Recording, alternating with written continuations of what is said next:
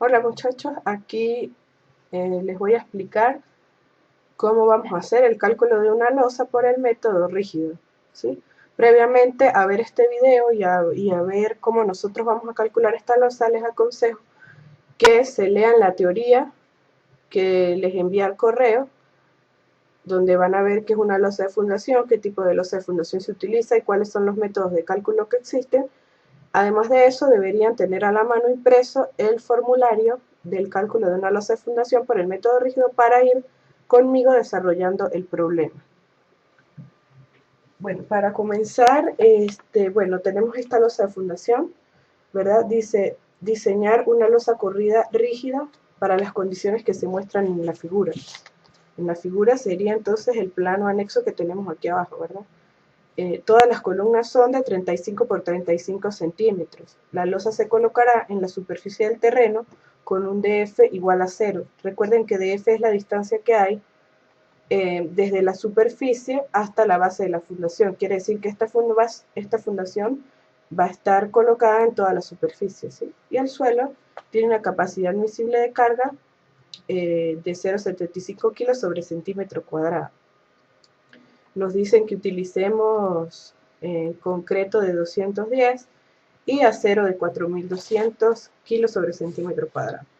Ok, como pueden ver, bueno, tenemos aquí una fundación, ¿verdad? Donde tenemos dos ejes enumerados 1, 2, 3 y en el eje de las X tenemos A, B, C, D y E.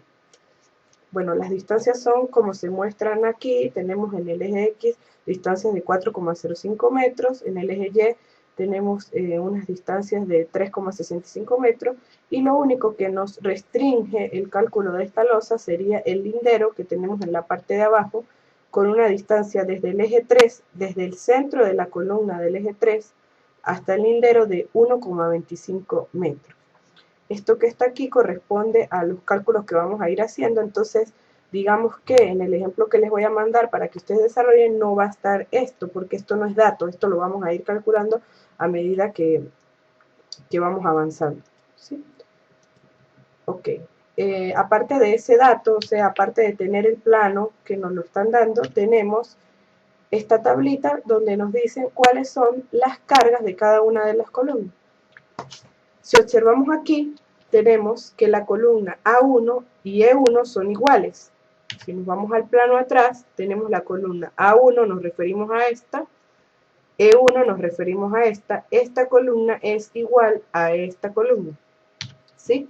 De igual manera, la B1 con la D1, la A2 con la E2, la B1 con la E1, o sea, esta columna es igual a esta columna es igual a esta columna es igual a esta es igual a esta, y así sucesivamente. Tenemos la A3 que va a ser igual a la E3 y la B2, perdón, la B3 que va a ser igual a la D3, ¿sí? Como se ve aquí. Entonces, aquí con estos valores tenemos dos columnas, por eso aquí yo les coloqué un asterisco para que ustedes sepan que las cargas que tienen asterisco deben ir multiplicadas por 2 porque son dos las columnas que tenemos con esa misma carga. Entonces tenemos, por ejemplo, la carga viva de la columna A1 y E1, que son iguales, que sería 16,68, y la carga permanente, que sería 11,12. De igual manera, pues tenemos por lo menos la columna C1, C2 y C3, si nos vamos atrás,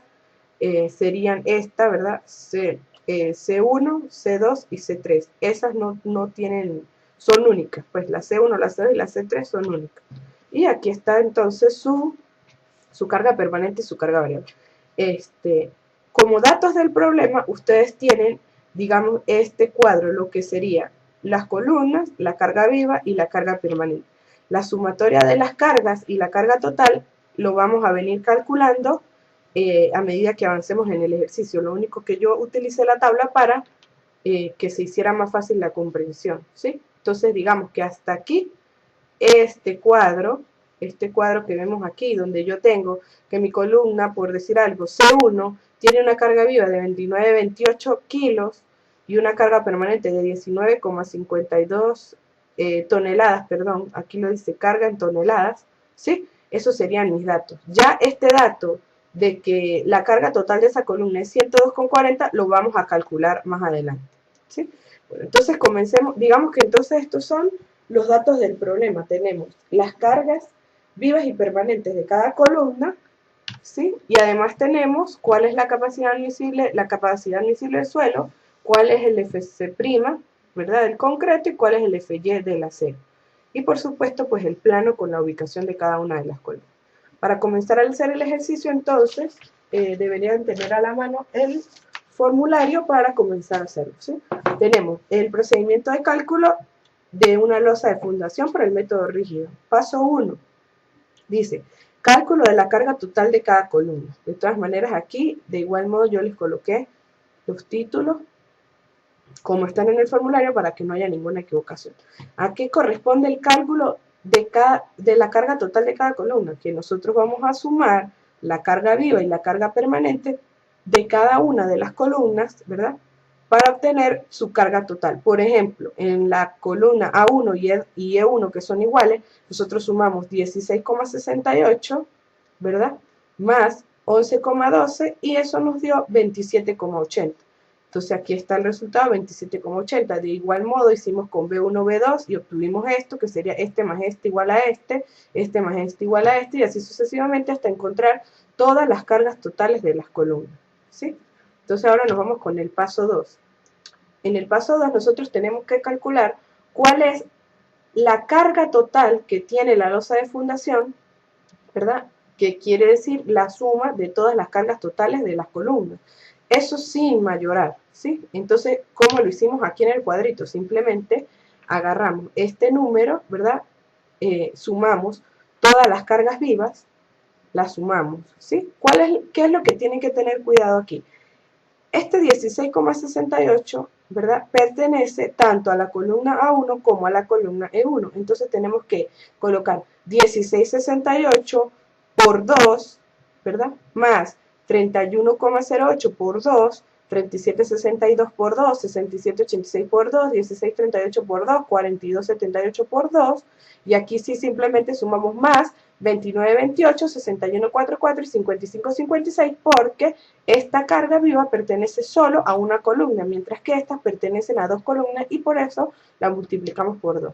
Al hacer la sumatoria de todas las cargas, obtenemos entonces el 571,08. De igual modo, hicimos con la carga permanente.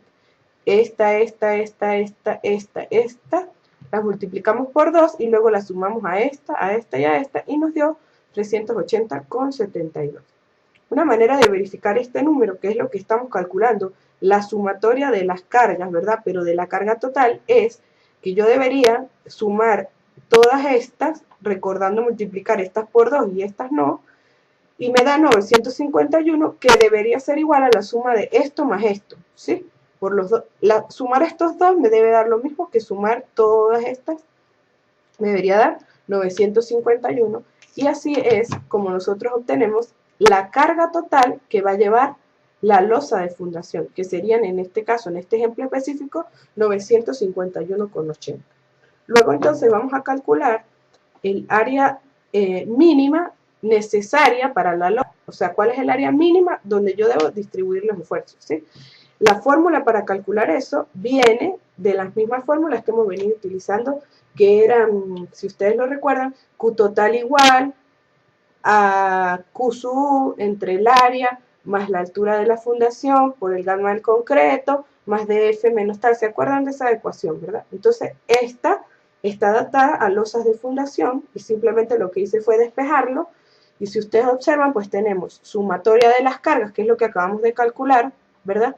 Q sub A, que es la capacidad admisible del suelo, que lo tenemos como dato, y esto vendría siendo 2,4, que es el gamma del concreto, y 0,4, que es un valor que yo les sugiero, ¿verdad? Como les sugería a ustedes cuando hacíamos el cálculo de las fundaciones, el 0,5, que era la altura del espesor, o sea, el espesor o la altura de la fundación. ¿Se acuerdan que decíamos, pueden tomar 0,5? Bueno, para el caso de losa, pues podemos tomar, para calcular más o menos cuál es el área necesaria, podemos tomar 0,4 metros, ¿sí? Como lo estamos haciendo aquí. Entonces, al sustituir estos valores, teniendo cuidado, por supuesto, de que capacidad admisible debe estar en toneladas metros, y en el ejercicio yo la estoy colocando como kilos sobre centímetro cuadrado, multiplicamos por 10 y la llevamos a toneladas metros. Entonces, tenemos sumatoria de las cargas, que serían 951,80, dividido la capacidad admisible menos el gamma del concreto por una altura que estoy suponiendo. Eso me da que más o menos mi área de la losa debe estar alrededor de 145,54 metros cuadrados.